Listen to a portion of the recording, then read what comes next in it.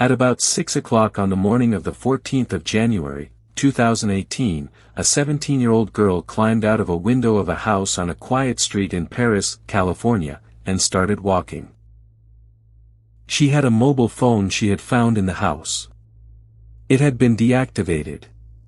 It could not call anybody, could not send a message, could not open anything. It could still dial one number, because in the United States every handset can dial that number whether it has a contract or not. It is worth stopping on the phrase "never been further than the end of her own street," because it is not a figure of speech. She had been outside that house on organized trips, to Disneyland, to Las Vegas, always with the family, always in a group. She had almost never been outside it alone, and she had never walked anywhere by herself. She had been planning it for about 2 years. She had never been further than the end of her own street. She had rehearsed the escape with a sister, and on that morning her sister lost her nerve and went back, and she kept going on her own. She stopped, and she dialed, and she told the operator that she and her 12 brothers and sisters were being held in that house. She said some of them were chained to their beds. The operator asked how old she was, and she said 17, and then she was asked what year she had been born, and she had to work it out. The operator on the other end did what operators do, which is to keep her talking while a unit is dispatched. At one point she is asked whether the parents know she has gone. She says she does not think so. She is asked whether she is safe where she is standing, and there is a pause, and she says she does not know. The recording of that call was released later. What is striking about it is not distress. She is quiet and precise. She gives the address. She spells things. She answers what she is asked and nothing more, in the flat voice of somebody who has practiced this conversation in her head several hundred times. She had photographs on the phone. That is why she was believed inside about 10 minutes rather than 10 days. The house she had come out of was a 5-bedroom home on an ordinary tract development. The family who lived in it had been photographed, many times, in matching outfits, smiling, at Disneyland. 2 things about this case are usually reported as one thing and are actually opposites. The first is that the family were isolated. The second is that they were visible. Both are true, and the second is the reason the first worked for so long. Perris is a city of about 80,000 people in Riverside County, an hour and a half east of Los Angeles, in the part of Southern California people call the Inland Empire. Riverside County is the size of a small country, larger than 9 American states, and it grew faster than almost anywhere else in California in the 2000s. Perris was part of that. Fields turned into cul-de-sacs in a few years, filled with families who had been priced out of Orange County and Los Angeles. It is not the California of the postcards. It is dry brown hills, warehouse distribution centers, and mile after mile of new housing built fast in the 2000s for people commuting a long way to work. The street the family lived on was called Muir Woods Road. Every house on it looks like the house next to it. Both of them came from Princeton, West Virginia, a town of about 6,000 people in the coal fields near the Virginia line. They met there. Louise was 15 when they started seeing each other. She left with him at 16 and they were married the following year. David Turpin was 56 years old in January 2018. He was an engineer. He had worked at Lockheed Martin and then at Northrop Grumman, on defense contracts, earning something like $140,000 a year. He held a security clearance. Louise Turpin was 49.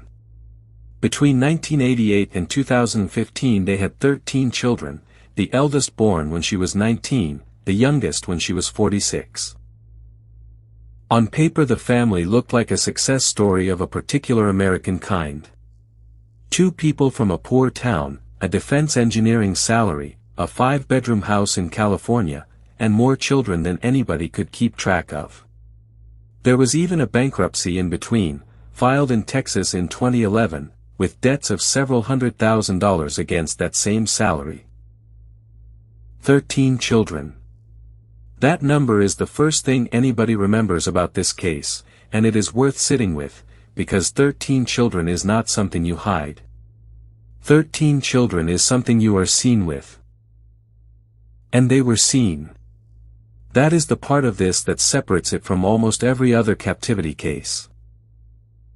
There are photographs of the whole family at Disneyland, more than once, in matching red plaid shirts.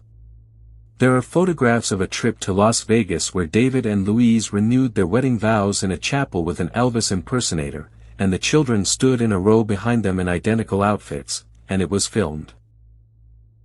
They did that 3 separate times, 2011, 2013, 2015. There is footage of it. The chapel released it as publicity, because 13 children in matching clothes is good publicity. They also had a public presence online.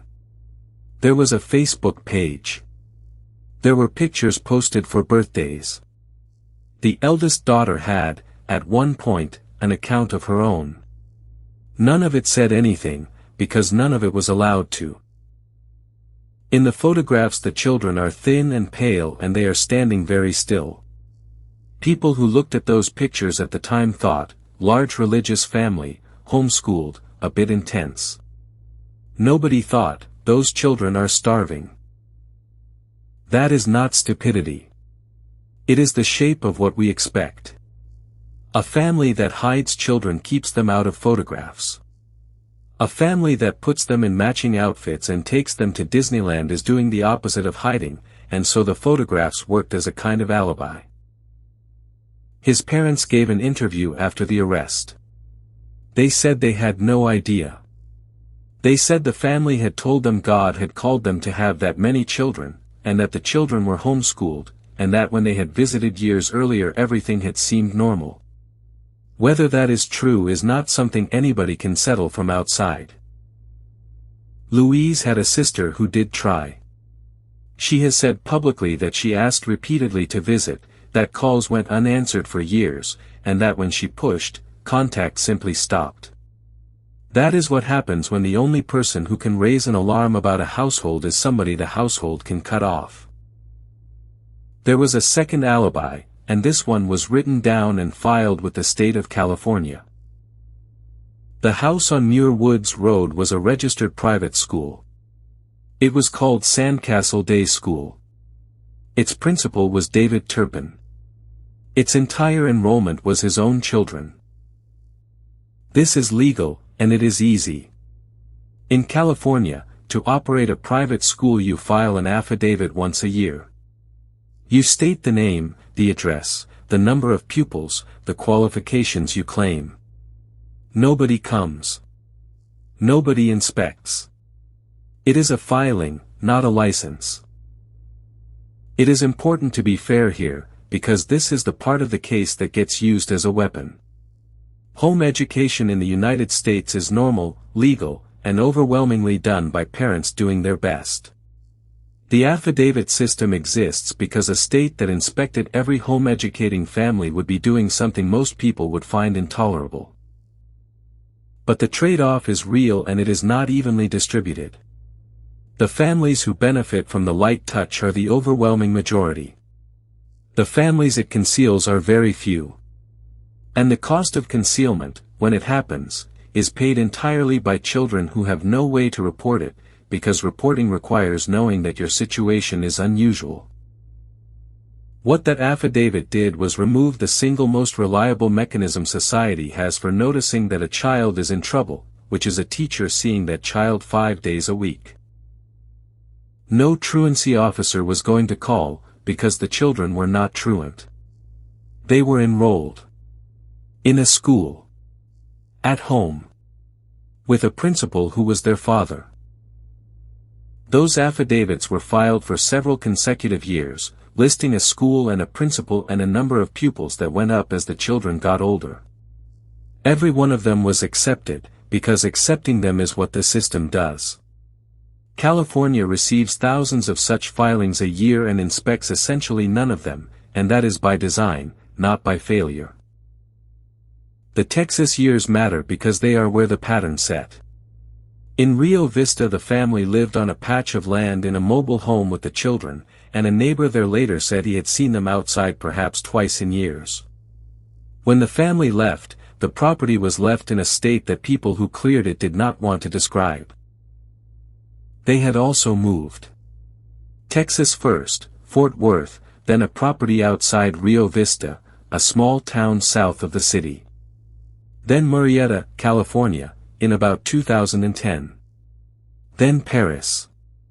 Each move reset whatever local knowledge had built up, and there was not much to reset, because the family did not let people in. The house they left behind in Murrieta became its own small piece of evidence. When they moved out, the property was found in a condition that people who saw it described in terms usually reserved for abandoned buildings: animal waste, rubbish to a depth of feet, rooms that could not be entered. It went through a foreclosure and a clean-out, and nobody connected any of it to the children. The neighbors on Muir Woods Road were interviewed afterwards, over and over, and what they described is not nothing. It is a set of small strange things that never added up to a phone call. Children marching in the front yard late at night, in a line, up and down. Children who did not answer when spoken to. A house where the blinds were always closed. A garden that was never used in daylight. One neighbor said she had waved at them and they had frozen.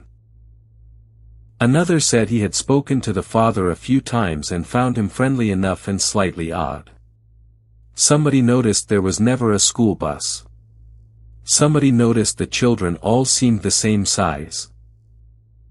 There is also a thing that happens in dense new suburbs that is worth naming. On a street where everybody moved in within a few years of each other, where people drive into an attached garage and close it behind them, there is often no one who has known a household long enough to notice a change in it. The neighbors were not indifferent. They had no baseline. Not one person called anybody. It is very easy to be hard about that from the outside, and much harder when you ask what exactly you would have reported. That the family across the road is quiet. That the children are pale. There is no line on the form for that. There is a version of this story where somebody phones a hotline in 2012 and it ends 5 years earlier. It is worth being clear that this version requires somebody to have information they did not have. The relatives who were worried were 2 states away. The neighbors who thought it was odd had nothing to report.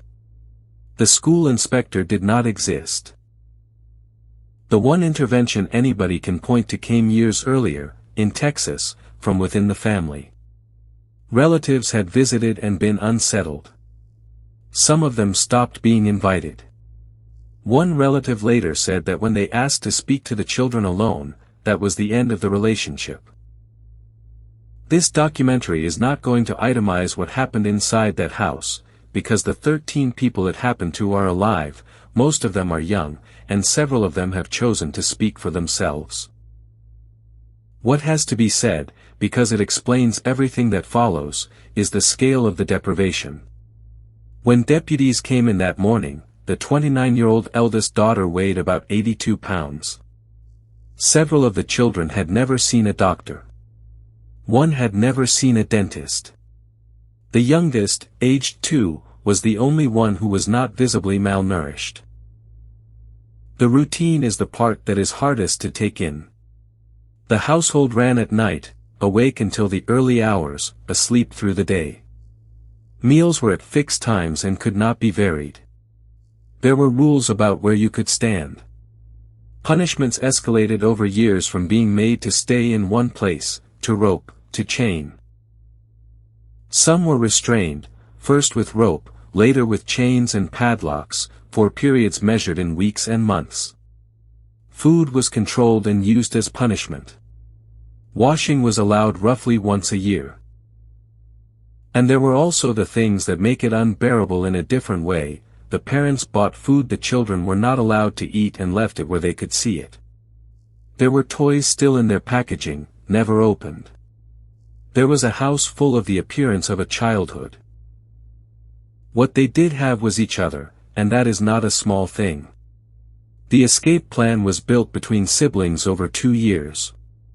The photographs on that phone were taken by one of them, deliberately, as evidence, by somebody who had worked out that she would not be believed without them. The children did not know what a police officer was. They did not know what medication was. Several of them did not have the words for what had been done to them, because they had nothing to compare it with. That is not ignorance. It is the direct consequence of a closed room and a filed affidavit. Deputies from the Riverside County Sheriff's Department reached the house within minutes of the call. What they were expecting, on the way, was a domestic argument. The first deputy through the door later described the smell, and then described a boy of about 11 or 12 who was chained to a bed frame and who did not react to being found. 2 other children were released from restraints in the same room. In the next room there were people who looked like children and were not. The parents were, by every account, calm. They did not resist. They appeared confused as to what the problem was. It took some time before officers understood that several of the people they were looking at, who they had assumed were children, were adults. The eldest was 29. There is a detail from that morning that says more than any description of the house. When the deputies offered them food, several of the older ones did not know what some of it was. One of the adults, a woman in her 20s, asked whether she was allowed to have it. All 13 were taken out. The 7 adults went to one hospital, the 6 minors to another. Doctors described chronic malnutrition that had permanently affected bone development and, in several cases, cognition. The case moved slowly through most of 2018. There were competency questions, a large amount of evidence, and 13 victims whose statements had to be taken carefully and in some cases repeatedly, because several of them had no framework for the questions being asked. Bail was set at $12 million each. At the first hearing both appeared in court and pleaded not guilty. The district attorney of Riverside County, Mike Hestron, held a press conference and set out, in flat administrative language, what investigators had found: the chaining, the schedule of meals, the single annual wash, the years of it. He also said something that got less attention and mattered more. He said that the family had been under the radar of every agency that existed to notice, and that nobody had ever made a report about that address. David and Louise Turpin were arrested that day. The charges eventually ran to torture, false imprisonment, child abuse and dependent adult abuse, the last of those because most of the victims were legally adults who had been kept in the condition of small children. On the 21st of February, 2019, both pleaded guilty to 14 felony counts. There was no trial, and the reason there was no trial is the reason there is often no trial in these cases. It meant the 13 of them would not have to give evidence. The charge of torture is the one that carries the weight in California law, and it is the one people are surprised by. It does not require an intent to kill. It requires the infliction of great bodily injury with the intent to cause cruel or extreme pain, for a purpose including persuasion or any sadistic reason. What that charge did, legally, was recognize that the years were the offense, not any one incident within them. On the 19th of April they were sentenced to 25 years to life. At that hearing several of the children spoke. One of them said that her parents had taken her whole life away, and then said that she had forgiven them. The judge said afterwards that he had rarely heard anything like it in that room. Immediately afterwards there was a great deal of goodwill and very little planning. A public fund was set up. Strangers sent money. A hospital in Corona kept the 7 adults for weeks and staff described teaching people in their 20s what the different rooms of a building were for. And that is where the story is usually left. 13 people rescued, 2 people jailed, a headline about a house of horrors, and a general sense that the system had worked in the end. This is the point in most documentaries where the music changes and somebody says the survivors are rebuilding. That sentence has been written about this case many times and it was not accurate. It had not. The second half of this case is worse than the first in one specific respect. The first half was done by 2 people acting in secret, and the second was done by an institution in the open. It is worth understanding how unusual their position was. They were not orphans, and most of them were not children. They were adults with no documents, no schooling, no employment history, no credit, no medical records and, in several cases, physical development that had been permanently stopped. There is no standard program for that, anywhere, because it almost never happens. The 13 were now in the care of Riverside County. The adults needed housing, identity documents, medical care, education, and money, and there was money, because the public donated a great deal of it after the story broke. Years later, journalists established what had actually happened to a number of them. Several of the younger siblings had been placed together in a foster home. In 2021 the foster parents were arrested and charged with abusing children in their care. It also emerged that the money the public had given was harder to reach than anybody sending it would have imagined, held in structures designed to protect vulnerable adults from being exploited, and functioning, in practice, as another door they could not open. Some of the adult siblings, meanwhile, had been released into independent living with very little support, in a county with a housing shortage, with no education, no work history, and no idea how anything worked. One was reported to be living somewhere she was frightened of, and being told that the money raised for them was not something she could reach. The reporting that produced this was not the county's. It came from journalists who kept asking where the 13 had gone after the cameras left, which is the part of the news cycle that normally does not happen at all, because a rescue is a story and an aftermath is not. Riverside County's own supervisors ordered a review. The district attorney said publicly that the victims had been failed a second time. An investigation followed into how the donated funds had been administered and how the placements had been made. Nobody planned that. That is the point. It was produced by caseloads, by placement shortages, and by a system built to move children through it rather than to look after 13 people who had never been outside. There is a fair question about whether a channel like this one should be telling this story at all, and the honest answer is that it depends entirely on which part you tell. The house is not the story. The house is what gets the clicks. The story is a filed affidavit, a street with no baseline, and a county that could not hold 13 people it had rescued. In November 2021, 2 of the sisters gave a television interview. One of them was the 17-year-old who had gone out of the window, by then she was 21. She was asked what she had thought about while she was walking. She said she had thought that if she was caught she would be killed, and that she had kept walking anyway. She was asked what she wanted now, and she said she wanted to go to college, and to learn to sing. What both of them described, more than anything, was the strangeness of ordinary things. Traffic. Prices. The idea that a person could decide when to eat.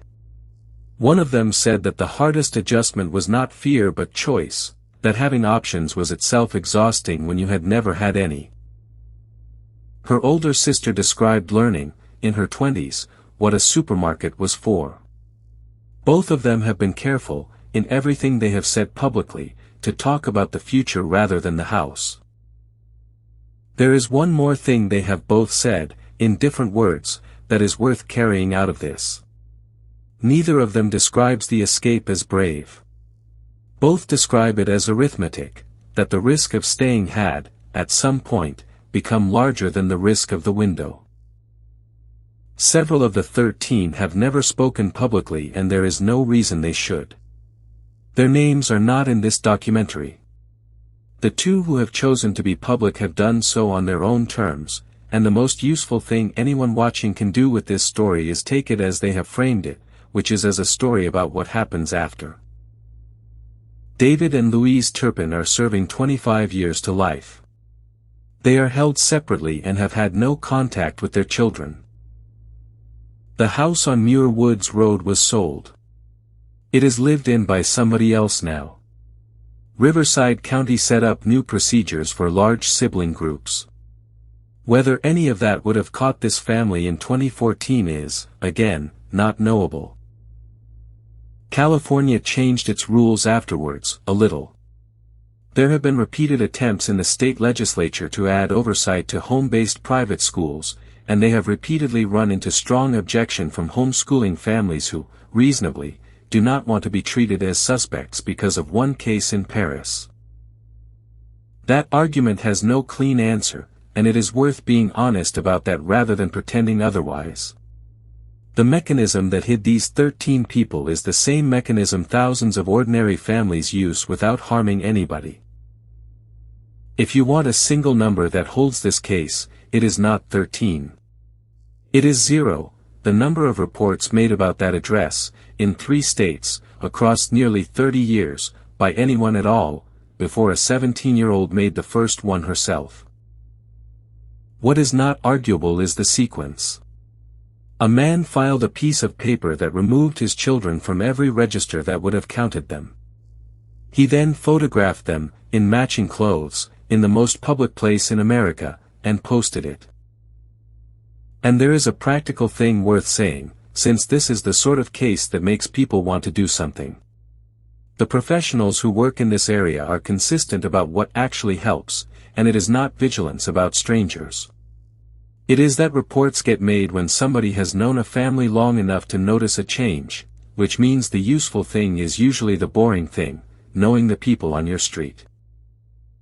For years, the visibility was the disguise. Somebody looking at those Disneyland pictures was looking directly at all 13 of them and seeing a large happy family, because that is what a photograph of a large family looks like. It ended because a 17-year-old who had never been down her own street worked out, over 2 years, that a dead phone can still dial one number, and then did the hardest thing in this entire story, which was to keep walking when her sister turned back. Thank you for watching Picket Fence Crimes.